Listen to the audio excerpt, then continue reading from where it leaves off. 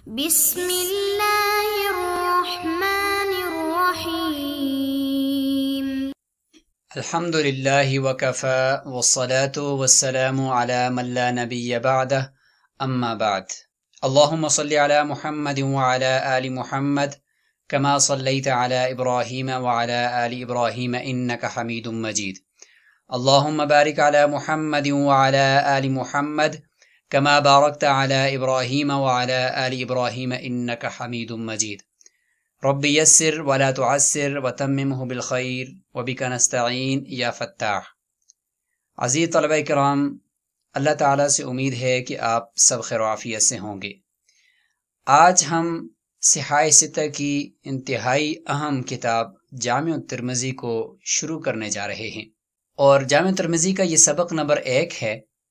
اس سبق میں ہم امام ترمذی رحمۃ اللہ علیہ کے حالات زندگی کا حصہ اول پڑھیں گے، اور اس حصے کے اندر ہم آج ذکر کریں گے امام ترمذی رحمہ اللہ کا نام اور نسب، آباء و اجداد کی مرو سے ترمذ کی طرف منتقلی، لفظ ترمذ کے تلفظ میں 3 اقوال، امام ترمذی رحمۃ اللہ علیہ کی تاریخ پیدائش، آپ کے اساتذہ و تلامذہ، تعلیمی اسفار، اور آخر میں آج کے سبق میں ذکر کیا جائے گا امام بخاری رحمہ اللہ کا آپ کے بارے میں قول۔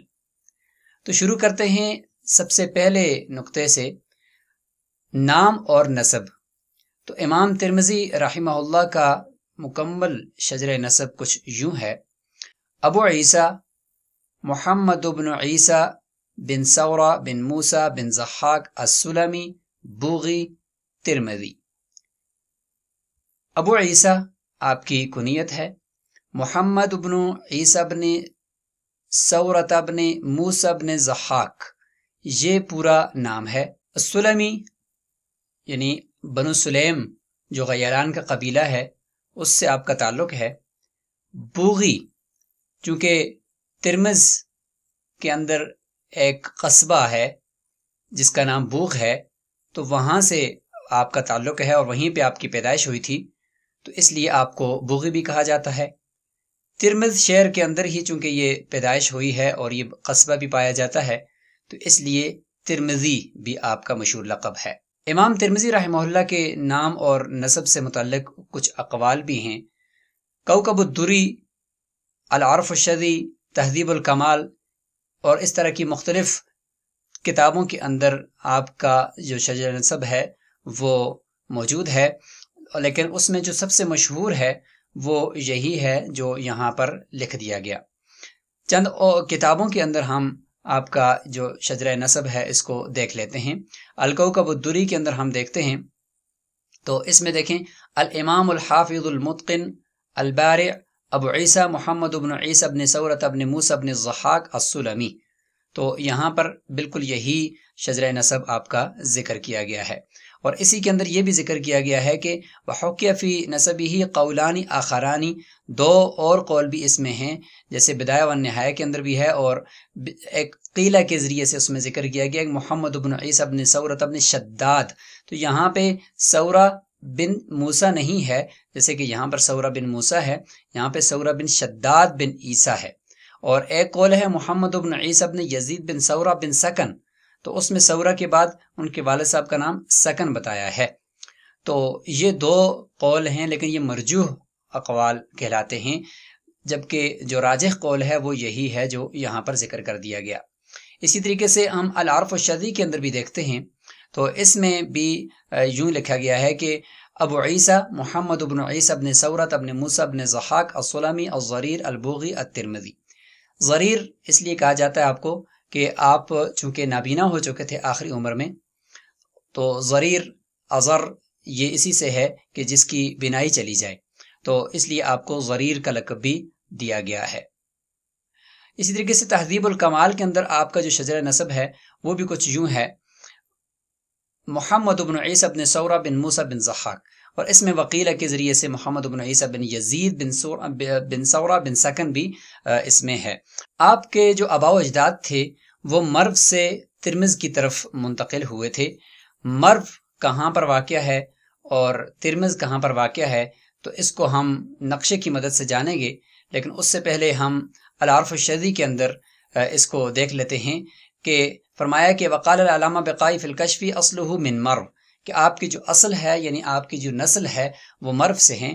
وانتقل جدہ منہا ایام اللیث بن سیار، لیث بن سیار جو گورنر ہے اس کے زمانے میں آپ کے جو دادا ہیں وہ منتقل ہو گئے تھے.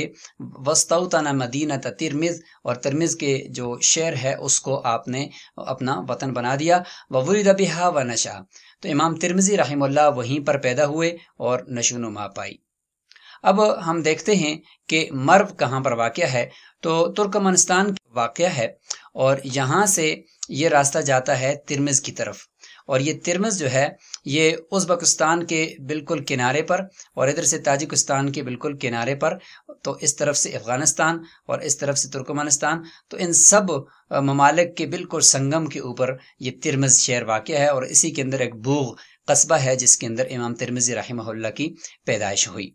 اگر ہم اس نقشے میں بھی دیکھیں تو یہ ترمذ ہے، یہ ترمذ شہر ہے، اور اس ترمذ شہر کے ساتھ ہی یہ دریائے جیحون جس کو دریائے آمو کہتے ہیں تو وہ بھی اس کے قریب سے یوں ہی گزرتا ہے، اس کے کنارے سے گزرتا ہے. لفظ ترمذ کے تلفظ میں 3 اقوال ہیں. سب سے پہلا قول ہے ترمز، تا اور میم کے پیش کے ساتھ، اور نمبر 2 ترمز، تا کے فتح یعنی زبر کے ساتھ اور میم کے زیر کے ساتھ، اور تیسرا ہے ترمز، تا اور میم کے زیر کے ساتھ. ہم کوکب الدری کے اندر ہی اس کے ان تینوں الفاظ کے الکوکب الدری میں ہی ان تینوں اقوال کو ہم دیکھ لیتے ہیں. فیہ ثلاثۃ اوجہ، 3 اس میں اعراب ہیں. کسر التاء والمیم، ترمز، تا اور میم کے کسرے کے ساتھ، وهو الاشع، وضمہما، اور دونوں کا ضمہ جیسے ترمز، وفتح التاء وکسر المیم جیسے کہ ترمز. امام ترمذی رحمۃ اللہ علیہ کی تاریخ پیدائش سے متعلق ہم یہاں پہ جانیں گے. راجح قول کے مطابق آپ کی تاریخ پیدائش 209 ہجری ہے، اور تاریخ وفات بالاتفاق 279 ہجری ہے. ہم یہاں پر کچھ حوالہ جات کو دیکھتے ہیں آپ کی پیدائش اور وفات سے متعلق.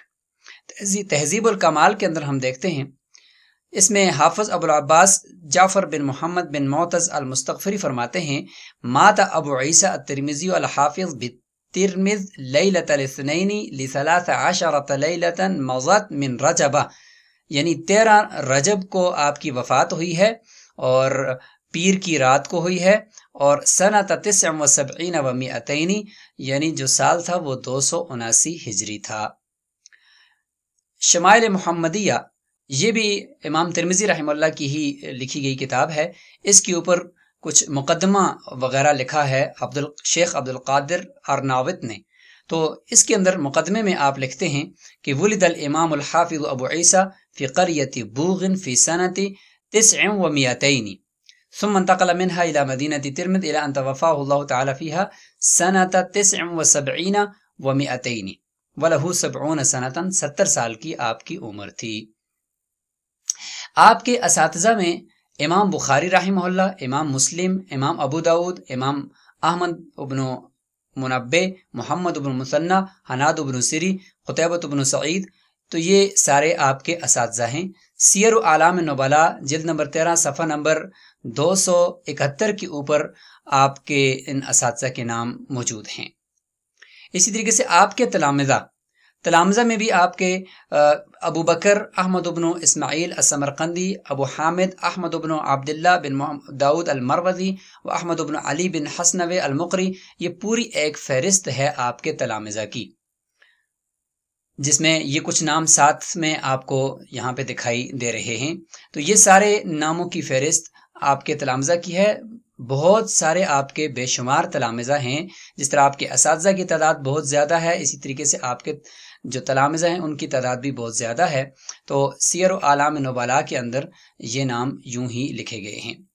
امام ترمذی رحمہ اللہ کے تعلیمی اسفار کے اوپر اگر ہم نظر دوڑائیں تو ابتدائی تعلیم تو اپنے شہر ترمذ میں ہی حاصل کی، پھر طلب حدیث کے لیے خراسان، حجاز، سمرقند اور بغداد کے آپ نے اسفار کیے ہیں. البدایہ والنہایہ کے اندر جلد نمبر 11 صفحہ نمبر 66 اور 67 کے اوپر بھی آپ کے جو اسفار ہیں ان کو ذکر کیا گیا ہے، جس میں فرماتے ہیں کہ صنفت هذا المسند الصحیح وعرضته على علماء الحجاز، جب میں اس ترمذی کو میں لکھ چکا تو حجاز کے علماء یعنی موجودہ سعودی عربیہ کے علماء کے پاس میں گیا، فرضوا به، وہ اس سے خوش ہوئے، وعرضته على علماء العراق، عراق کے علماء کے سامنے بھی میں نے پیش کی جا کر وہاں پہ، فرضوا به، وہ بھی اس سے خوش ہوئے، وعرضته على علماء خراسان، فرضوا به، خراسان کے علماء کے سامنے میں نے اس کو پیش کیا، وہ بھی اس سے راضی ہوئے۔ تو یہاں سے پتہ چلتا ہے کہ ان تمام ممالک کے اور علاقوں کے آپ نے اسفار فرمائے ہیں۔ امام ترمذی رحمہ اللہ کے استاد امام بخاری رحمہ اللہ وہ آپ کے بارے میں ایک مشہور قول فرماتے ہیں، کئی کتابوں کے اندر یہ قول نقل کیا گیا ہے۔